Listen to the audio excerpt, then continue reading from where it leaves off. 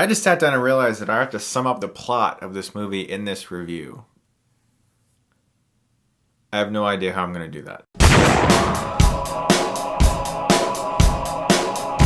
Winter's Tale stars Colin, Farrell, and Russell Crowe. And what this movie is about is a man, and there's a love story. There are dark angels and good angels. There's a flying horse. There's a woman who sees light in everything, and a guy who lives for like 150 years. And it comes out on Valentine's Day, so take your girlfriends, take your boyfriends, do your thing. Seriously though, all jokes aside, this is one of the most original movies I've ever seen. Sometimes that's a good thing, sometimes that's a bad thing. Essentially what this movie is about is a romance. Colin Farrell meets this woman who's very, very sick. There's a fantasy element to it where Russell Crowe's character used to work with him. He's clearly some sort of a dark angel who is after him.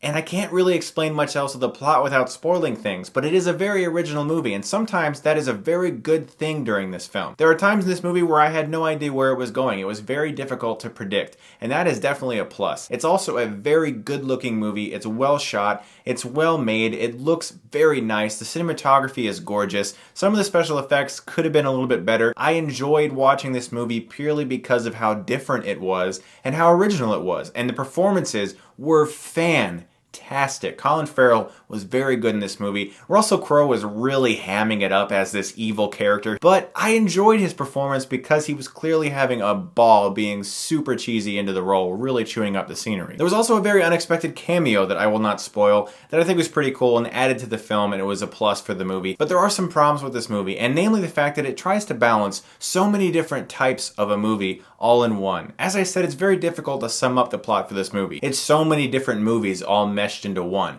It's a horror film, it's a fantasy film, it's a romance, it's a comedy. It's all of these things into one. That's kind of cool. It's original, it's different, but because of that, the tone shifts so often and so abruptly, and the story and the way it's told isn't told as clearly as it should be. So some people who may not be as invested in the book, the source material, may have a hard time grasping this movie. Also, some aspects of it weren't really as filled with awe or wonderment as it should have been, and it was more sort of like, wow, that's a really pretty shot. But it didn't really get me into the moment like it should have, even though it was trying to go for a very fantastical element that's really supposed to uplift you and make you care. I cared about the characters, I was interested in where they were going, and the story intrigued me, but I wasn't as filled with as much enthrallment as I would want to be with a fantasy like this. It's just that the script itself felt kind of weak for this huge, epic story they were trying to tell. Nevertheless, I was interested in where the story was going. There were certain elements of it that were cheesy and were over the top, but I admired the film for trying to do something different. For that reason, I'm going to give it a B-.